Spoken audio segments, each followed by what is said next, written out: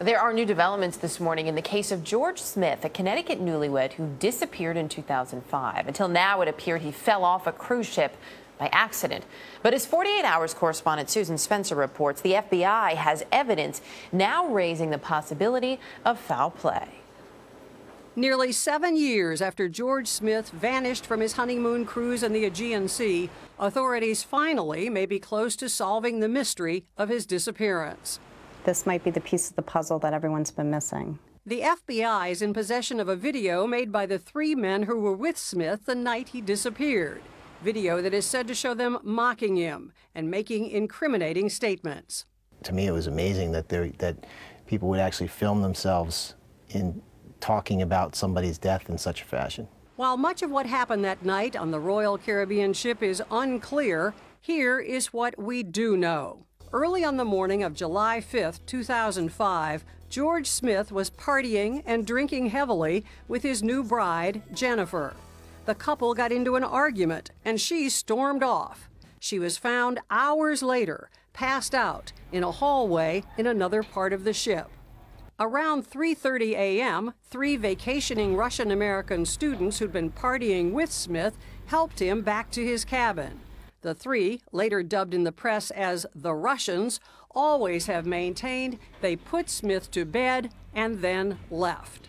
Shortly after 4 a.m., other passengers reported hearing a commotion in Smith's room. And then about 30 minutes later, around 4:30, there was a loud thud. And in the morning, there was this, a large blood stain on the metal lifeboat canopy, about 20 feet below Smith's cabin. I believe it was a botched robbery that got out of hand, and my son was murdered on that cruise ship. In a videotape earlier obtained by CBS News, the Russians insisted to Turkish police that Smith was still alive when they left his room. I closed the door, we never saw him. Never saw him again. He said the story. That was it. But the new developments cast doubt on their story.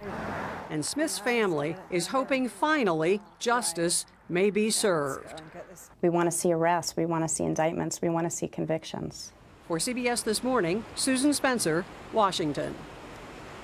With us now, senior correspondent John Miller, former FBI assistant director. John, good morning. Good morning, Charlie. So what do you make of this case now with the new evidence? Well, it's not new evidence. This tape has been in the FBI's possession since fairly early on in the case. I think what we're seeing here, though, is a family that has hired a lawyer that is pushing this story forward to keep the pressure on, the prosecutor, and to keep the pressure on the investigators to do something. So you have this front page magazine article where the lawyer is discussing this new tape. So what's on the tape that's incriminating?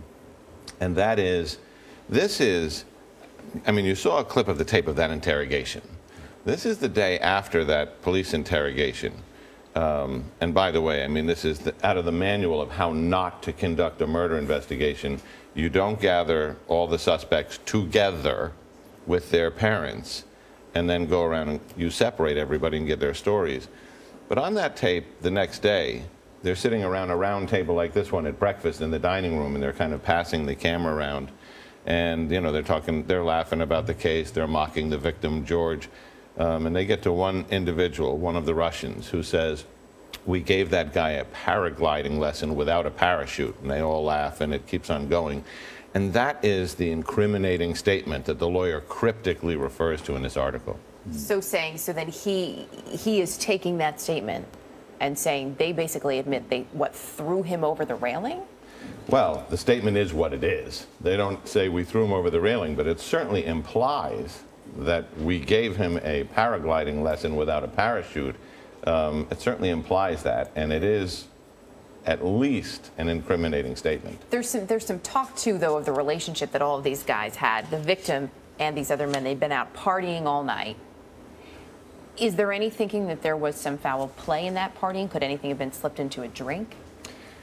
That's entirely possible, but you know, as we keep circling around to in these stories, we talk about, so what's the motive? Yeah. I mean, why do you drug a guy so you can throw him over the boat?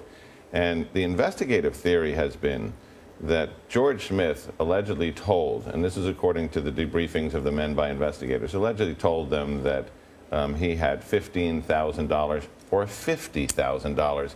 It was hard to tell because everybody was intoxicated and And even the person in his debriefing who admitted this said that they believe there was a large amount of money in the room. So the investigative theory would be that they took him back to the room, put him to bed, and then all of what the witnesses said about moving furniture around, this was them tossing the room looking for money.